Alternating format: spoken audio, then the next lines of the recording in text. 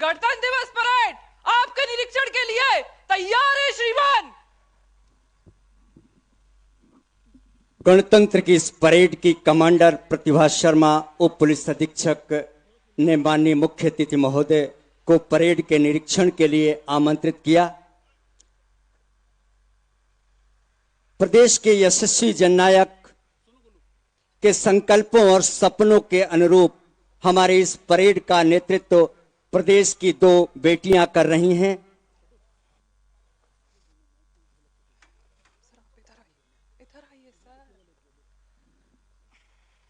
संस्कृति महान अपनी थे विश्व के गुरु हम, रुकता जहां जमाना होते वहां शुरू हम। देश आज अपने गणतंत्र की स्थापना का उत्सव मना रहा है। हम जन गण मन के गीत गा रहे हैं। इस अवसर पर हम आपका हार्दिक स्वागत और अभिनंदन करते हैं। दर्शकों का अभिवादन स्वीकार करते हुए माननीय मुख्य अतिथि महोदय, प्रदेश के यशस्वी जननायक, प्रदेश सरकार के मुखिया धीरे धीरे परेड के निरीक्षण के लिए आगे बढ़ रहे हैं। आज के दिन देश का संविधान लागू हुआ था, एक ऐसा संविधान जो we the people of India अर्थात हम भारत के लोग से शुरू होता है। यह संविधान देश की जनता को समर्पित है। यह हमें एकता के सूत्र में पिरोता है, समानता और बंधुता के साथ आगे बढ़ते रहने की प्रेरणा देता है। माननीय मुख्य अतिथि महोदय, दर्शक दीर्घा में उपस्थित जनमानस का अभिवादन स्वीकार करते हुए धीरे धीरे परेड के निरीक्षण के लिए आगे बढ़ते हुए आज का ये गणतंत्र का उत्सव, अपने संविधान के लागू होने का उत्सव, जो हमें वसुधैव कुटुंबकम और सर्वे भवन्तु सुखिनः सर्वे सन्तु निरामयः का संदेश देता है। आज की ये परेड एक वानगी है, एक दृष्टि है, एक समष्टि है विकास की गाथा की और उसके यात्रा की, कि हमने आजादी पाने के बाद और अपने संविधान को लागू करने के बाद विभिन्न क्षेत्रों में कितनी प्रगति की है। तूफानों में भी जो जलता हुआ दिया मिल जाएगा, उसी से पूछ लेना, तुम्हें हिंदुस्तान का पता मिल जाएगा। परेड के निरीक्षण के लिए माननीय मुख्य अतिथि महोदय आगे बढ़ते हुए कि हम अपने इन 72 सालों में गणतंत्र को पाने के बाद धरती तो क्या अंतरिक्ष में भी मील के पत्थर गढ़े हैं। हमारी ये परेड इसी दृष्टि की, इसी समष्टि की एक वानगी है। परेड में सबसे पहले विशेष सशस्त्र बल की 9वीं बटालियन की टुकड़ी है। 10 उन्मूलन के लिए इस वाहिनी का गठन किया गया था। तब से लेकर अब तक इस संगठन ने अपना उत्तरदायित्व पूरी तत्परता के साथ निभाया। कानून व्यवस्था को सुचारू बनाए रखने के उद्देश्य में तत्पर जिला पुलिस बल की प्लाटून का निरीक्षण करते हुए माननीय मुख्यमंत्री महोदय, उसके ठीक उपरांत पुलिस प्रशिक्षण शाला की टुकड़ी, जहां हमारे जवानों को देशभक्ति और जन सेवा का पाठ पढ़ाया जाता है। और हमारी इस परेड का आकर्षण बन रही पहली बार राज्य औद्योगिक सुरक्षा बल की टुकड़ी, जो सरकारी उपक्रमों, उद्योगों और कोषालयों की रखवाली करता है। इसकी प्रदेश में 2 बटालियनें हैं, जिसका मुख्यालय भोपाल में है। केंद्रीय जेल रीवा की प्लाटून हमारे इस परेड में शिरकत कर रही है। इसका नेतृत्व सहायक जेल अधीक्षक यशवंत शिल्पकार कर रहे हैं। जिला पुलिस बल की महिला प्लाटून अंकिता मिश्रा उप निरीक्षक के नेतृत्व में हमारे परेड का हिस्सा है, आकर्षण है और गौरव है। एक पैरा पुलिस फोर्स के रूप में जो जनता और पुलिस के बीच में सेतु का कार्य करती है, होम गार्ड्स की टुकड़ी हमारे इस परेड में हिस्सा ले रही है। जिला पुलिस बल सतना, सीधी और सिंगरौली की संयुक्त प्लाटून हमारे इस परेड में हिस्सा लेते हुए गौरवान्वित हो रही है। प्रदेश की 26 बटालियनों में से दूसरी, 9वीं और 25वीं वाहिनी की संयुक्त टुकड़ी हमारे इस परेड में हिस्सा ले रही है।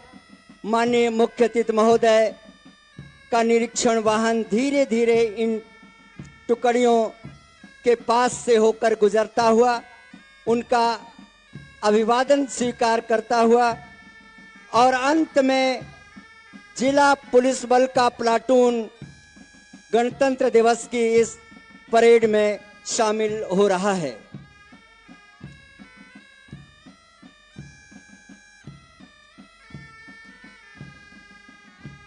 परेड के निरीक्षण के उपरांत जब तक माननीय मुख्य अतिथि महोदय का शनैः शनैः मंच की ओर आगमन हो, आइए हमारे पास समय है कि हम विंध्य की इस वैभवशाली सांस्कृतिक विरासत से आपका परिचय करा देते हैं।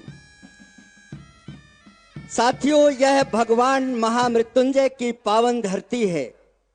विंध्य, हिमाचल, यमुना, गंगा के साथ देश के राष्ट्रगान में इस धरा का उल्लेख हुआ है। प्रकृति के दुर्लभ और अनूठे उपहार सफेद बाघ मोहन की भी जन्मभूमि यही है। संगीत सम्राट तानसेन और बीरबल इसी माटी की अनमोल धरोहर हैं। बाण भट्ट की कादंबरी यहीं पल्लवित और पुष्पित हुई है, जिनके नाम पर प्रदेश की महत्वाकांक्षी सिंचाई योजना बाण सागर का निर्माण हुआ है। तो वहीं सुपारी के खिलौनों और कलाकृतियों के लिए यह विंध्यधरा की भूमि पूरी दुनिया में विख्यात है। और सुंदरजा आम की खुशबू और मिठास चारों ओर फैली हुई है। माननीय मुख्यमंत्री महोदय, जो आज हमारे इस समारोह के मुख्य अतिथि हैं, का पुनः मंच की ओर हमारे अतिथि दीर्घा के पास से उपस्थित जन समुदाय संभ्रांत नागरिकों का अभिवादन स्वीकार करते हुए, नव वर्ष की बधाइयां देते हुए और बसंतोत्सव की शुभकामनाएं प्राप्त करते हुए माननीय मुख्य अतिथि महोदय धीरे धीरे पुनः मंच की ओर अग्रसर हो रहे हैं।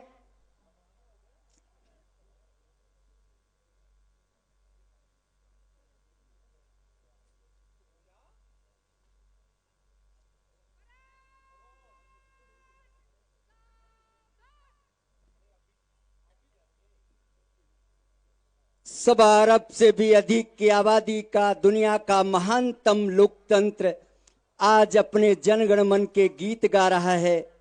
माननीय मुख्य अतिथि महोदय धीरे धीरे शनैः शनैः पुनः मंच की ओर अग्रसर हो रहे हैं।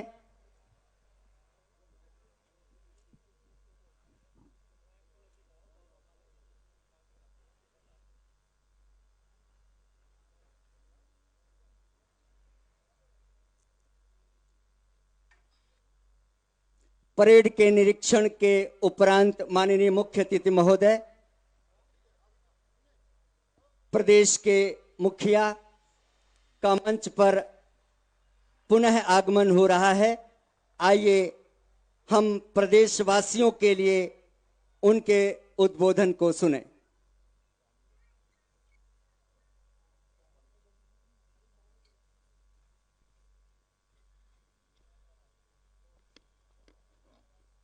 मेरे साथ हम सब एक बार प्रेम से बोलेंगे, जोर से बोलेंगे। बोलिए भारत माता की, भारत माता की, भारत माता की। परेड विश्राम। मेरे प्रिय प्रदेशवासियों, बहनों, भाइयों,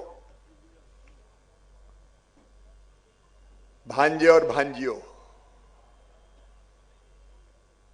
आप सबको गणतंत्र दिवस पर हार्दिक शुभकामनाएं और प्रणाम उनको भी जिन्होंने देश को आजाद कराने के लिए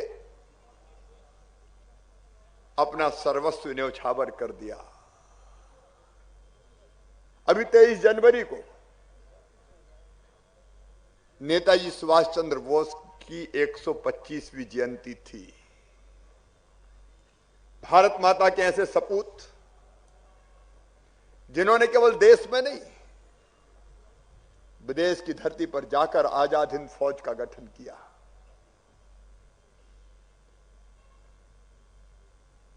तुम मुझे खून दो, मैं तुम्हें आजादी दूंगा के मंत्र का उद्घोष करते हुए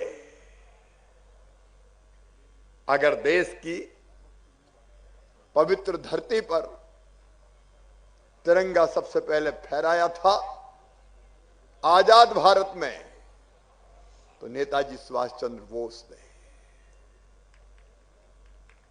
मैं उनके चरणों में श्रद्धा सहित प्रणाम करता हूं। सभी अमर शहीदों को प्रणाम करता हूं। मैं अमर शहीदों का चारण, उनके यश गाया करता हूं। जो कर्ज राष्ट्र ने खाया है, मैं उसे चुकाया करता हूं। मित्रों, हम ना भूलें उनको जिन्होंने अपना सर्वस्व न्यौछावर कर दिया। पूजे न गए शहीद तो फिर ये मंत्र कौन अपनाएगा? तोपों के मुंह से कौन अकड़ छातियां अपनी अड़ाएगा? चूमेगा फंदे कौन? गोलियां कौन वक्ष पर खाएगा? अपने हाथों, अपने मस्तक, फिर आगे कौन बढ़ाएगा? पूजे न गए ये वीर तो फिर ये बीज कहां से आएगा? धरती को मां कहकर माटी माथे से कौन लगाएगा? मित्रों, अद्भुत देश है हमारा, अत्यंत प्राचीन और महान राष्ट्र है हमारा। जब दुनिया के पश्चिम के राष्ट्रों में सभ्यता के सूर्य का उदय नहीं हुआ था, तब हमारे देश में वेदों की ऋचाएं रच दी गई थी। यह धरती वो धरती है। दुनिया ने तो संयुक्त राष्ट्र संघ द्वितीय विश्व युद्ध के बाद बनाया, लेकिन भारत ने हजारों साल पहले कह दिया था, अयम निजम पराबेत्ति गणना लघुचेत साम उदार चरिता नाम तू वसुदैव कुटुंबकम। ये मेरा, ये तेरा, ये सोच छोटे दिल वालों का होता है। जो विशाल हृदय के होते हैं वो तो कहते हैं सारी दुनिया ही एक परिवार है। एकम सद्विप्रा बहुधा वदंती की हमारी संस्कृति। धर्म की जय हो, अधर्म का नाश हो। प्राणियों में सद्भावना हो, मनुष्य मात्र में नहीं। प्राणियों में सद्भावना हो और विश्व का कल्याण हो। यह बचपन से हम गाते रहे। सबके मंगल की कामना करने वाला हमारा महान राष्ट्र आज प्रगति और विकास के नए पथ पर अग्रसर है। लेकिन आज मैं आगे बोलूं उसके पहले एक ऐसा अज्ञात शत्रु 1 साल पहले आया। एक महामारी, एक ऐसी बीमारी जिसके बारे में दुनिया को पहले कोई जानकारी नहीं थी। कोरोना ने दुनिया को ग्रस लिया, लेकिन आज मुझे गर्व है भारत के प्रधानमंत्री श्रीमान नरेंद्र मोदी जी के नेतृत्व पर, जिस दूरदर्शिता और संकल्प के साथ उन्होंने कोरोना की लड़ाई का नेतृत्व किया, वो अद्भुत है। लेकिन आज मैं उनके चरणों में भी श्रद्धा सहित प्रणाम करना चाहता हूं, जिन्होंने कोरोना से लड़ते लड़ते जनता को बचाने के लिए अपनी जान हथेली पे रख के सर पे कफन बांध के काम किया। जब कोरोना का नाम सुन के लोग कांप जाते थे, तब वो निकल पड़े थे, चाहे हमारे डॉक्टर हो, नर्स हो, पैरामेडिकल स्टाफ हो, हमारे पुलिस के साथी हो, हमारे जवान हो, हमारे नगर निगम, नगर पालिका, नगर पंचायतों के कर्मचारी, रेवेन्यू का अमला। याद है इंदौर में, उज्जैन में हमारे पुलिस अफसर शहीद हो गए अपनी ड्यूटी का निर्वाह करते हुए। एक ने अनेकों लोगों ने बलिदान दिया। डॉक्टर नहीं रहे, 24 घंटा काम करने वाले ऐसे डॉक्टर जो 3-3 महीने अपनी गाड़ी में सोए, अपनी मासूम बेटा बेटी से भी नहीं मिल पाए। उनका अविस्मरणीय योगदान है, उनको हम कभी भूल नहीं सकते। मैं उनको भी श्रद्धा सहित प्रणाम करता हूं। 1 साल पहले यह बीमारी आई, लेकिन प्रधानमंत्री ने पहले ही पहचान लिया और इसलिए न केवल एडवाइजरी जारी की गई जनवरी के महीने में पिछले साल, बल्कि जनता कर्फ्यू लगा के पहले से भूमिका बनाई गई। कोरोना वॉरियर्स का ताली और थाली से सम्मान करके उनको प्रेरित किया गया और फिर लॉकडाउन का वो दौर हमने देखा है, जब सारी गतिविधियां ठप हो गई। लेकिन प्रिय प्रदेशवासियों, अगर लॉकडाउन ना होता तो ये महामारी भयानक विनाश करके जाती। हमारे पास पर्याप्त साधन नहीं थे। टेस्टिंग लैब, पीपीई किट, दवाई, मास्क की व्यवस्था, इलाज का तरीका, किसी का इंतजाम नहीं था। लॉकडाउन ने एक तरफ, क्योंकि बीमारी तो संक्रमण से लगती है, हमको एक दूसरे से दूर किया तो फैलने की गति बीमारी की धीमी हुई। और उसी बीच हमने सारी तैयारी बीमारी से लड़ने की कर ली। प्रधानमंत्री ने कहा जान है तो जहान है। हमने वो दौर भी देखा जब हजारों मजदूरों को वापस लौटना पड़ा। और मुझे कहते हुए मैं प्रदेशवासियों का अभिनंदन करना चाहता हूं। मध्य प्रदेश ऐसा प्रदेश था जब हमने देखा कि प्रदेश के मजदूर तो वापस आ रहे हैं, दूसरे प्रदेशों में जाने वाले मजदूर भी हमारे प्रदेश से होकर गुजर रहे हैं। हमने तय किया कि पैदल नहीं चलेंगे। बसों की व्यवस्था, जगह जगह चाय, नाश्ता, भोजन, दवाइयां, नंगे पैर अगर कहीं थे तो जूते चप्पल का इंतजाम पहनने के लिए पैरों में। प्रदेशवासियों के सहयोग से हमने उनकी हर संभव सेवा करने की कोशिश की। फिर प्रधानमंत्री जी ने कहा कि जान भी है और जहान भी है। आर्थिक गतिविधियां शुरू हुई, कुछ प्रतिबंधों के साथ शुरू हुई। मैं तो चौथी बार कोरोना ही में मुख्यमंत्री बना। लड़ने की कोई व्यवस्था नहीं थी, लेकिन हमने धैर्य नहीं खोया। मुझे याद है जब मैं पहले दिन 23 मार्च को शपथ लेकर वल्लभ भवन गया, हमारे पास टेस्टिंग लैब नहीं थी, हमारे पास पीपीई किट नहीं थे, अस्पताल में बेड्स का इंतजाम नहीं था, दवाइयों की व्यवस्था नहीं थी।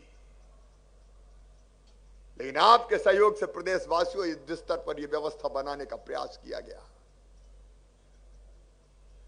4 महीने बिना नागा के हर दिन कोरोना की हमने समीक्षा की, और आज मुझे बताते हुए प्रसन्नता है कि 54,000 टेस्ट एक दिन में करने की क्षमता मध्य प्रदेश की धरती पर हमने विकसित कर दी। मास्क हो, पीपीई किट हो, सैनिटाइजर्स हो, अस्पताल में बेड्स हो, ऑक्सीजन की व्यवस्थाएं हो, हाइड्रोक्सीक्लोरोक्विन हो, प्राइवेट अस्पताल से टाई अप करके इलाज की बेहतर व्यवस्था हो, हमने किसी चीज में कमी नहीं छोड़ी। और मेरे बहनों और भाइयों, वो सारी व्यवस्थाएं बनाते हुए आज हम इस मोड़ पर पहुंचे कि कोरोना से रिकवरी की दर हमारी 96.6% हो चुकी है और मृत्यु का आंकड़ा 1.5% के नीचे जा चुका है। प्रधानमंत्री जी के एक योग्य नेतृत्व में वैक्सीनेशन का काम अब प्रारंभ हो गया है और मुझे पूरा विश्वास है आप सबके सहयोग से कोरोना महामारी पर पूरी तरह से काबू पा लिया जाएगा। लेकिन जिस साहस से प्रदेशवासियों ने इस लड़ाई में अपना योगदान दिया, विशेषकर मेरे कर्मचारी, अधिकारी, पुलिस के साथी, डॉक्टर्स, पैरामेडिकल स्टाफ, वो अद्भुत है सचमुच में, और जनता का सहयोग भी अतुलनीय है। अर्थव्यवस्था चौपट हो गई थी, 3 महीने तक खजाने में कोई पैसा ही नहीं आया। मेरे पास एक प्रस्ताव आया कि कर्मचारियों की तनख्वाह भी आधी कर दें, कहां से देंगे? मैंने कहा यह तो नहीं होगा, तनख्वाह में कटौती नहीं होगी, हाँ एरियर वेरियर जरूर रोकना पड़ेगा हमें, लेकिन वो भी परमानेंट नहीं रोक के पाई पाई चुकाऊंगा। जैसे इंतजाम होता जाएगा देता जाऊंगा। आपने कर्तव्य निष्ठा की बलवेदी पर अपने आप को न्योछावर किया, सरकार भी आपका अधिकार देने से पीछे नहीं हटेगी। लेकिन मजदूर बड़ी संख्या में थे, बाहर जो मजदूर थे उनको हम वापस लेके आए, मजदूर बहनों भाइयों के खाते में पैसे डाले। प्रधानमंत्री जी को भी मैं बहुत धन्यवाद दूंगा। 5 किलो राशन हम 1 रुपया किलो पहले से ही देते थे, प्रधानमंत्री जी ने 5-5 किलो और निःशुल्क देने की घोषणा कर दी। गरीबों को राशन की कमी भी नहीं आने दी। मनरेगा में रोजगार देने के रिकॉर्ड टूट गए। संकट का समय था, पैसे थे नहीं, तो भी हमने हिम्मत नहीं हारी। चाहे बुजुर्गों को, दिव्यांगों को पेंशन देना हो, बच्चों को स्कॉलरशिप देनी हो, मिड डे मील का पैसा खाते में डालना हो, रसोइयों को भी पैसे भेजना हो, मैं लगातार खाते में पैसे डालता रहा। और मित्रों, संकट के उस समय में मैंने कमी नहीं आने दी। हमें लगा कि इस समय रोने से काम नहीं चलेगा कि पैसा नहीं है। संकट के समय व्यवस्थाएं खड़ी करनी पड़ेगी। कोरोना से सफलतापूर्वक मुकाबले के लिए मैं प्रदेश की जनता को सहयोग के लिए बहुत बहुत बधाई देता हूं, धन्यवाद देता हूं। लेकिन प्रधानमंत्री आपदा को अवसर में बदलना जानते हैं। कोविड काल में उन्होंने कहा आत्मनिर्भर भारत बनाना है। मैंने कहा आत्मनिर्भर भारत के लिए आत्मनिर्भर मध्य प्रदेश बनेगा। रोड मैप बना दिया आत्मनिर्भर मध्य प्रदेश का। और मेरे प्रिय प्रदेशवासियों, मैं आपको विश्वास दिलाना चाहता हूं, आपके सहयोग से आत्मनिर्भर मध्य प्रदेश खड़ा किया जाएगा। चाहे अधोसंरचना का मामला हो, सड़क हो, बिजली हो, पानी हो, सुशासन का सवाल हो, शिक्षा हो, स्वास्थ्य हो, अर्थव्यवस्था हो, रोजगार हो, रोड मैप मेरा तैयार है।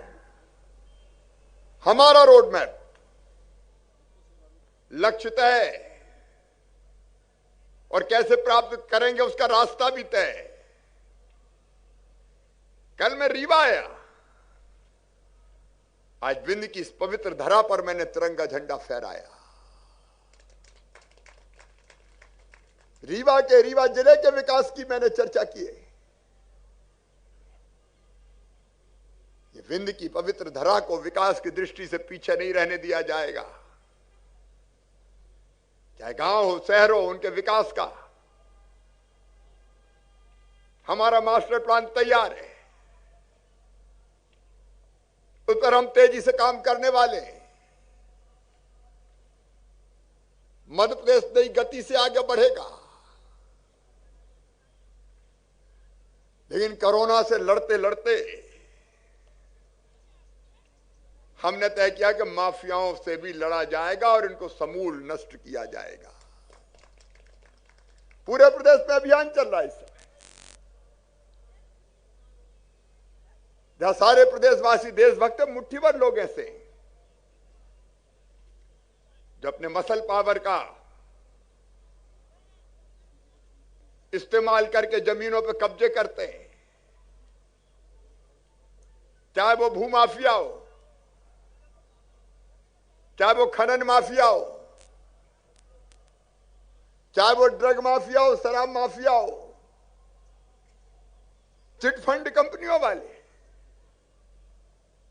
भोली भाली जनता से पैसा दोगुना तिगना करने के बहाने ले लिया और खा के भाग गए। भावी पीढ़ी को खोखला करने वाले हो, नशे के सौदागर, गुंडे, बदमाश, हिस्ट्री सीटर, बेटियों के साथ छेड़खानी करने वाले, लोभ, लालच, भय, प्रलोभन, नाम बदल के धर्मांतरण करने वाले, ये जितने माफिया हैं मध्य प्रदेश की धरती पर साफ कर दिए जाएंगे, कोई नहीं बचेगा। ये समाज के दुश्मन है। ये स्वार्थी लोग जनता को तकलीफ पहुंचाते हैं और प्रदेश को तबाह करते हैं। मिलावट माफिया,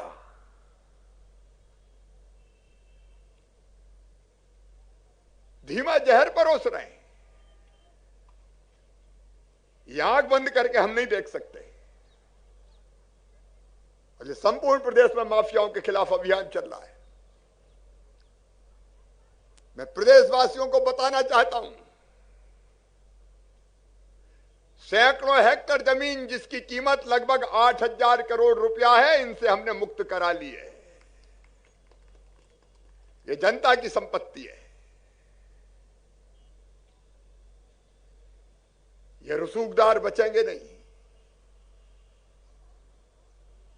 और पहले तो ये होता था कि एफआईआर कर लो। मैंने कहा चिटफंड कंपनियों पे एफआईआर से काम नहीं चलेगा, पकड़ के लाओ, उठा के जाएं, संपत्ति राजसात करो, पैसा वापस दिलवाओ। अब तक 680 करोड़ रुपया वापस करवा चुके हैं।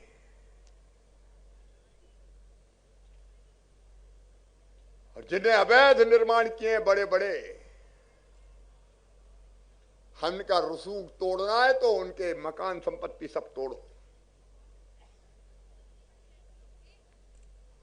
यह युद्ध है उनके अन्याय के खिलाफ, जनता को न्याय देने के लिए। इसमें सबका सहयोग चाहिए। मिलावट करने वालों के खिलाफ पहले सजा का केवल 6 महीना प्रावधान था, हमने बढ़ा के कर दिया 10 साल की सजा होगी, चक्की पिसवाएंगे।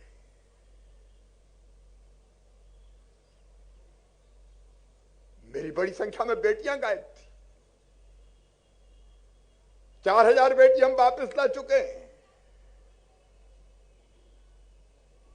धर्म स्वातंत्र अध्यादेश 2020 हमने लागू किया है। लव जहाज जैसी गतिविधि चलने नहीं दी जाएगी मध्य प्रदेश की धरा पर। ऑपरेशन मुस्कान हमने चलाया। बेटियों की जिंदगी नरक नहीं बनने देंगे।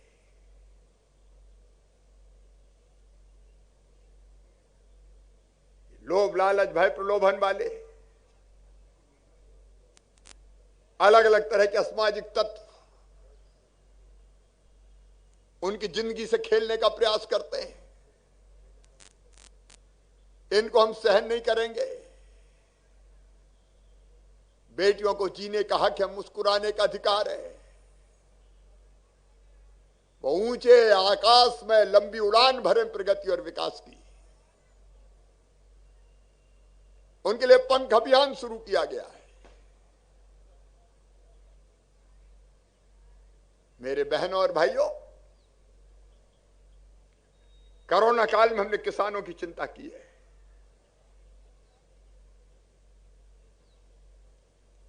मैं आया तो मैंने देखा 2200 रुपया जो फसल बीमा योजना का प्रीमियम जमा करना था, जमा नहीं किया, इसलिए उनको 3100 करोड़ मिल नहीं रहे थे बीमे की राशि। 2200 करोड़ रुपया जमा करके 3200 करोड़ रुपया किसान के खाते में डाले।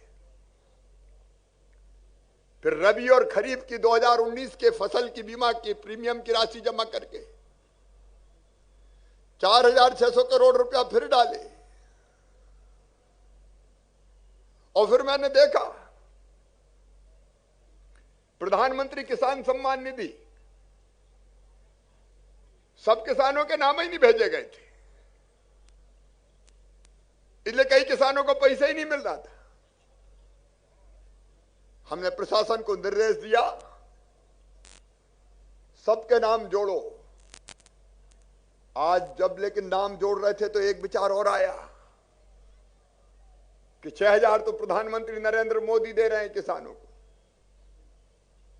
तुम भी चौथी बार बने हो, कम से कम 4,000 तो और मिला दो। तो 6 में 4 जोड़ के 10,000 कर दिया हमने। हर महीने किसानों के खाते में पैसे आएंगे। अभी 30 तारीख को 400 करोड़ फिर डालने वाला हूं। अब फरवरी में फिर 400 करोड़, मार्च में फिर 400 करोड़। मुख्यमंत्री किसान कल्याण योजना बन गई। अगर पूरा हिसाब लगाएंगे किसान भाइयों, गेहूं की जैसी खरीदी हुई कोरोना काल में 1,29,00,000 मीट्रिक टन गेहूं हमने खरीदा। पंजाब पीछे। महिला सशक्तिकरण उद्देश्य है हमारा। मेरे सेल्फ हेल्प ग्रुप की बहनों, 900 करोड़ से ज्यादा। और मैं प्रदेशवासियों से अपील करूंगा, अरे बड़ी बड़ी कंपनियों के सामान से तो बेहतर है हमारे महिला सेल्फ हेल्प ग्रुप जो सामान बनाते हैं। और सुंदरजा आम ये दुनिया में भेजा जाएगा, उसके उड़ेगा तो पानी बचेगा, धरती बेकार नहीं जाएगी, और वहीं सोलर से बिजली पैदा करेंगे। किसानों के खेतों में भी अनुदान पर सोलर पंप देंगे। वो अभियान प्रारंभ की रूपरेखा हम तैयार कर रहे हैं। समाज के हर वर्ग का कल्याण, हमारे आदिवासी भाई बहन मनमाना कर्जा 22% आरक्षण के लिए कोर्ट में प्रयास जारी है।